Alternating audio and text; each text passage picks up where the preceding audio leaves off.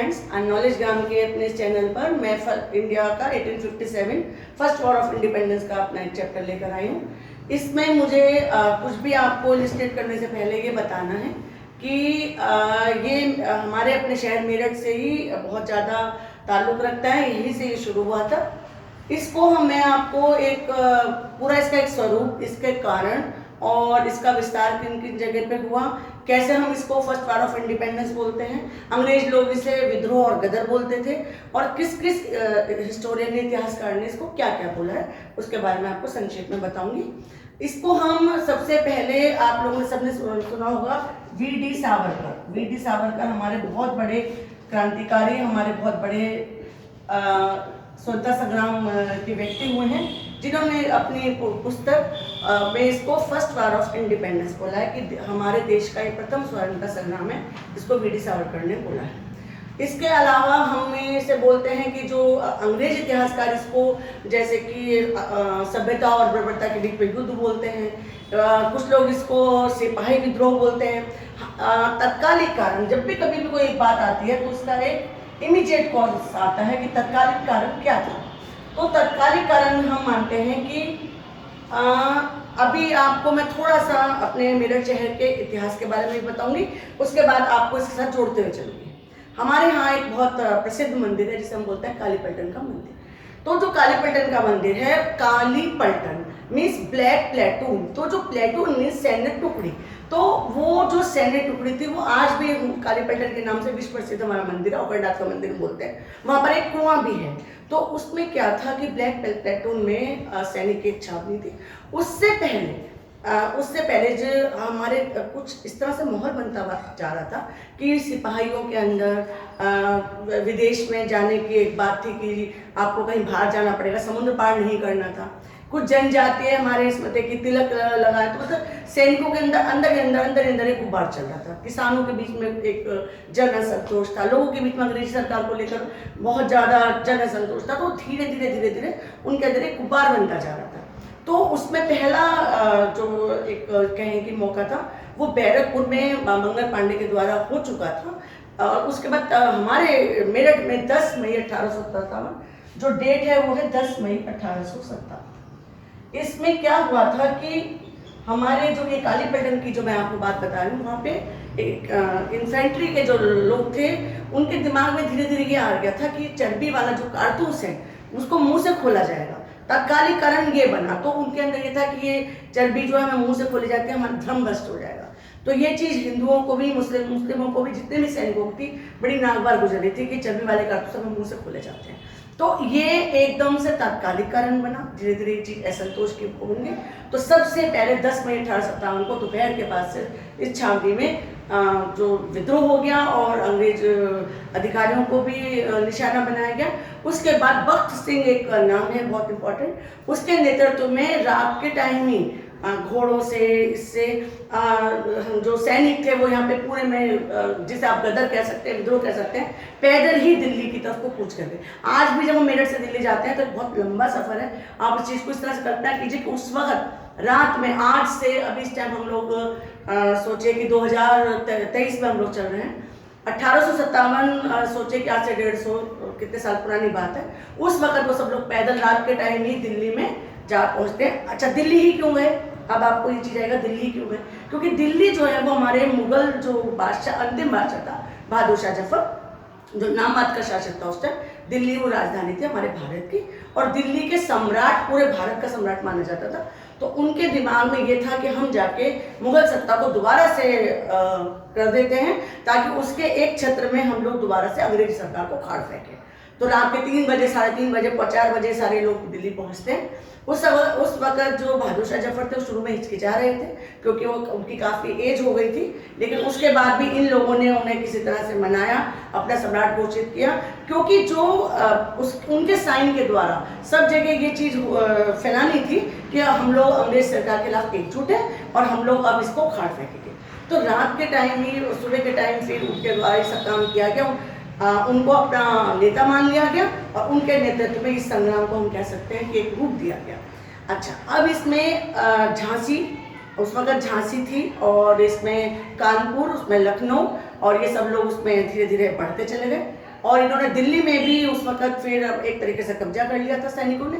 तो ये हमारा 1857 का प्रथम स्वतंत्रता में।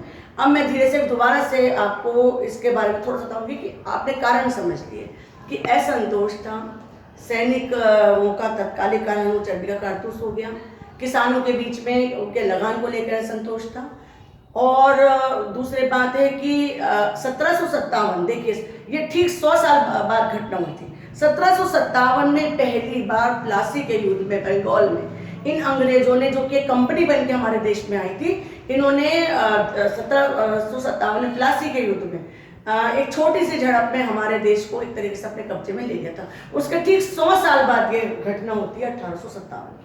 तो एक बार को तो ये लगा था कि ये विद्रोह जो है बहुत अपना एक बहुत बड़ा रूप ले लेगा, लेकिन क्योंकि इसमें बहुत ज़्यादा पढ़ा लिखा वर्ग, जो कि राजाओं का वर्ग जिसे कह सकते हैं, और बहुत सारे लोगों का सहयोग नहीं मिला, और कुछ ही उत्तर भारत के, मतलब दक्षिण भारत तक तो ये गया ही नहीं, तो उत्तर भारत के ही कुछ प्रदेशों में, कुछ देशों में, देश क्या तो नहीं कहेंगे, मतलब भारतवर्ष के कुछ ही जो प्रदेश थे उन तक ये फैला था, जिसमें हम झांसी का नाम ले सकते हैं, जिसमें रानी झांसी ने, जिसको कि बहुत ज़्यादा इसको बढ़ा दिया, और कानपुर को नाम, लखनऊ में ब्रिजेश कादर थे, उनकी मदर जीनत महल ने इसको उनके नेतृत्व में लिया।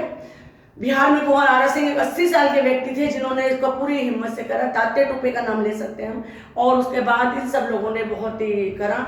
और लेकिन इसका जो ये था कि साल भर के अंदर ही अंदर इन लोगों ने इसको बहुत ही, अंग्रेजों ने दबा दिया, और ये जो हमारे बहादुर शाह जफर अपनी पत्नी के साथ हजरत महल के साथ बर्मा भेज दिए गए, रंगून निर्वासित होकर, और वहीं पर कैद में ही उनकी मृत्यु हुई। और बड़ी एक सैड सी बात यह है कि लाल किले में उनके दोनों बेटों को, जो अभी भी गवाह है, बंदूक की गोलियों से उड़ा दिया गया। तो इसको बड़ी निर्ममता से दबाया गया, और लेकिन फिर भी इसके लिए एक तारीफ की बात यह है कि ये इसने पूरे देश में एक चिंगारी तो जगा दी, उस चिंगारी ने आगे चल के एक विद्रोह का रूप लिया, जिससे कि ये पता चला कि अंग्रेज एक ऐसी ताकत है जिसे हमें से उखाड़ के फेंकना है, और हम, भारतवर्ष एक संगठित राष्ट्र है, और हम उसको हटा सकते हैं, हम उसको भगा सकते हैं। धीरे धीरे धीरे धीरे धीरे ये लोगों के अंदर एक चीज़ हो गई। और देखिए इसके बाद अंग्रेज सरकार की भी आँख खुली, और उनके अंदर ये चीज़ आई कि उन्होंने 1858 में जो कंपनी थी उसको एक तरीके से भंग कर दिया, और इस भारत के शासन को रानी के क्राउन के अधीन वो लोग ले आए। लॉर्ड कैनिंग का ये उस वक्त का टाइम था। लॉर्ड कैनिंग, जो आप सभी लोग जानते हैं, गवर्नर जनरल वायसराय के उसमें हमारा ये लोग कंपनी प्रशासन चलाती थी, तो उस वक्त लॉर्ड कैनिंग का वक्त था।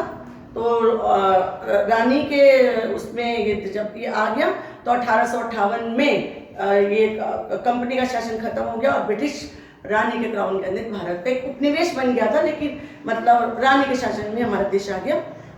और इन्होंने हल्के में नहीं लिया, फिर हमारे को इन्हें समझ में आ गया कि ये लोग संगठित होकर हमें उखाड़ फेंक सकते हैं। धीरे धीरे ये लोग फिर एक्ट लाने लगे।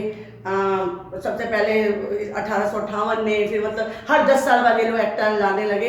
आगे चल के एक लंबा इतिहास है, कांग्रेस का बनना, नरम दल, गरम दल, क्रांतिकारियों का आना, उसका पूरा एक लंबा इतिहास है, उसका हम कभी दोबारा बात करेंगे।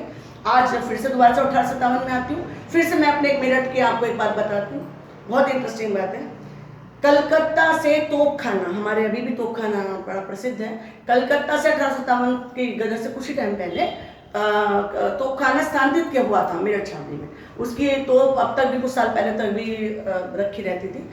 रजबन है हमारे यहाँ, रजबन मीन्स रेजिमेंट। अभी मैं, जब हम कई बार हमारे क्षेत्र में जाते हैं तो सब लोग तो उस तरह से देखते हैं, मैं उस तरह से अपने शहर को देखती हूँ कि जब हम रेजिमेंट की तरफ को जाते हैं तो एक रेजिमेंट थी, रेजिमेंट का भ्रंश रेजिमेंट हो गया। तो वो काली पलटन से थोड़ा सा आगे ही वो जगह है जहाँ पर कि एक कॉलोनी होगी जहाँ पर वो अपना सामान वगैरह खरीदते होंगे। फिर थोड़ा सा आगे चल के लाल कुर्ती क्षेत्र आता है, रेड शर्ट्स, आप कुछ समझते हैं, लाल कुर्ती रेड शर्ट्स, तो लाल कुर्ती का एरिया आता है जहाँ उनका रसद वगैरह था। उसके बाद फिर तोपखाना आता है, जो तो ये सब चीज़ें अभी भी गवाह हैं। हमारे यहाँ एक इलाहाबाद बैंक है, जो कि आप मानेंगे कि बड़ी शानदार से एक इमारत खड़ी है बीचों बीच कैंट एरिया में, जो कि अपना कनॉट प्लेस सब लोग जानते हैं दिल्ली में। उनका मेरठ आगमन कभी हुआ था सर कर्नाटक का, तो उनके स्वागत के लिए एक बहुत बड़ी सी बिल्डिंग बनी है, उसमें इलाहाबाद बैंक है, बड़ा सुंदर सी वो जगह है। उसके बाद हमारा आरबीसी का रिमाउंट वेटनरी कॉर्प्स है, हमारे मिलिट्री एरिया। उसमें सेंट जॉन्स चर्च जो 200 साल से भी पुराना है, वहाँ पर वो चर्च गवाह है, वो चर्च अभी भी वहाँ है। और उसके पीछे, उस चर्च के पीछे इनका कब्रिस्तान है, ब्रिटिश का कब्रिस्तान। जब मैं बहुत छोटी होती थी तो हम लोग वहाँ पर जाते थे, तो परियों के उसमें वो कब्रें हैं, तो वो अभी भी देखा जा सकता है। ऐतिहासिक चीज़ें बहुत सारी हैं सुंदर, हमारे मेरठ का घंटाघर और ये सब चीज़ें हमारे इतिहास में आज भी ऐसे ही अपने स्वरूप को लिए हुए हैं। तो आज मैंने आपको 1857 के कारण और इसका विस्तार और इसका परिणाम भी मैं बताती हूँ। इसका परिणाम ये हुआ कि इनकी आंखें खुल गई और फिर धीरे धीरे हमारी एक पृष्ठभूमि बनती चली गई। ओके जी, थैंक यू, नमस्ते।